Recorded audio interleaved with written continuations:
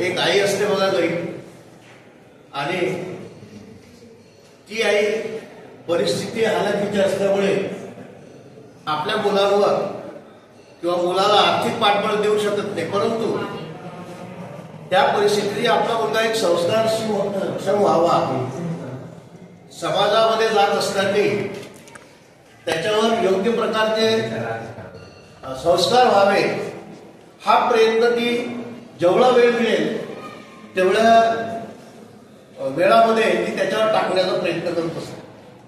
आणि लहानपणापासून ते मूल आपल्या आईची धडपड पाहत असते. आता काळ आजच्या काळातली मुलं की, पण तरी सुद्धा आपली जी आई आहे ती आई जर संस्कारक्षम असली तर मुलावर सुद्धा त्याचा अतिशय उत्कृष्ट असा परिणाम होऊ शकतो.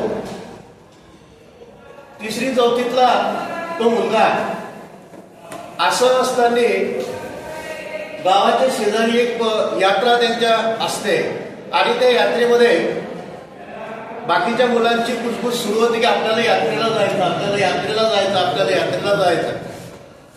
आणि त्यांचा दिवस ठरतो. यात्रा 2-3 दिवसांना पुढे असते, परंतु हा मुलगा मात्र लहान चेहरा करून आपला बसलेला असतो. त्याला सुद्धा वाटतं बोलायचं कुठंतरी की आपल्याला यात्रेला जायचं आहे, पण त्याला आपल्या घरची परिस्थितीची जाण आहे की आपलं पोट भरत असताना आईला किती कष्ट घ्यायला लागतात, आणि मग माझी आई मला 5 रुपये 10 रुपये याच्यासाठी देईल का, तर ते शक्य नाही. आणि म्हणून तो त्या मुलांसोबत चर्चा करत नाही, चुपचाप बसून असतो. आणि त्यावेळेला एक दिवसानंतर संध्याकाळी त्याच्या आईच्या कानावर ही गोष्ट पडते की याचे मित्र यात्रेला जाणार आहे आणि याला मात्र यात्रेला जायचं आहे, पण तो आपल्याजवळ व्यक्त होऊ शकत नाही कारण त्याला त्या परिस्थितीची जाण आहे. आणि म्हणून आई पुढाकार घेते आणि दुसऱ्या दिवशी उसनवारीनं किंवा जिथं ती मजुरीला जाते तिथून 10 रुपये ती उसनवार आणते आणि आपल्या मुलाला सांगते की बाळा तुला तुझ्या मित्रांसोबत यात्रेला जायचं आहे ना. तो म्हणतो आई तुला कसं तर माहीत, तर ती म्हणे ते काही असो पण माझी सुद्धा इच्छा आहे की तू यात्रेला जा. आणि म्हणून ज्या वेळेला आईच्या तोंडून हे वाक्य निघतात आणि 10ची नोट त्या मुलाच्या हातामध्ये पडते त्यावेळेला त्याचा आनंद गगनात मावेल असा होतो. आणि तो अतिशय उत्साह त्याच्या आगामध्ये संचारतो आणि बाकीच्या मुलांच्या घरी जातो, मी पण येणार, मी पण येणार, मी पण येणार, उद्या येणार, आणि तयारी होते.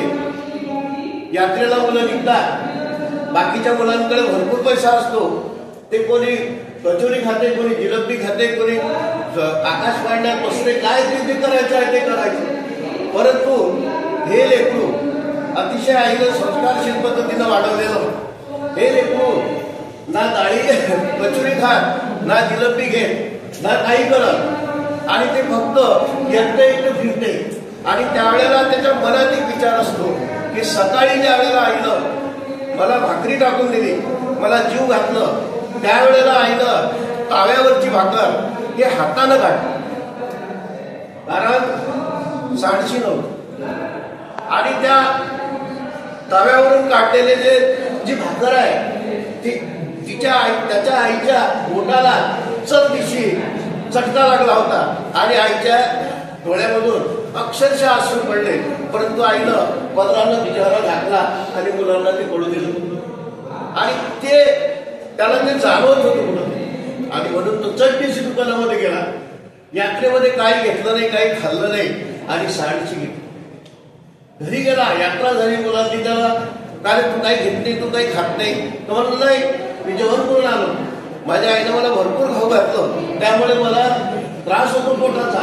आणि घरी आल्यानंतर सगळ्या मुलांनी काही वस्तू आणल्या होत्या, त्यांच्या घरात आनंदी वातावरण, हा सुद्धा आईकडे आला.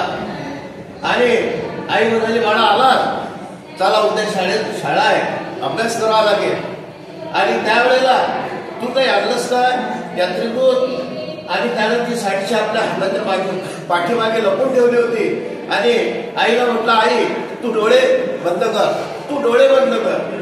आणि आईला डोळे बंद केल्यानंतर त्यानं साडशी काढली आणि आईच्या हातावरती ठेवली आणि जशी त्यानं ते सांडशी आईच्या हातावर ठेवली, त्याला ते चटका लागलेले हात आणि त्या हातावर ठेवलेली जे सांडशी आहे ते ज्या वेळेला आईनं पाहिलं त्यावेळेला अक्षरशः तिच्या डोळ्यातून घळाघळा अश्रू गळायला लागले आणि तिनं मिठी मारली आणि तिच्या तोंडातून शब्द निघले, धन्य झाली तूच माझी तुझ्यासारखा पुत्र माझ्या पोटी जन्मला.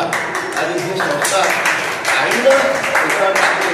आणि म्हणून अशी मुलं जर घडवायची असतील तर आई वडिलांनी पुढाकार घेऊन आपण हम सुधरेंगे एवढं बोलून मी म्हणतो.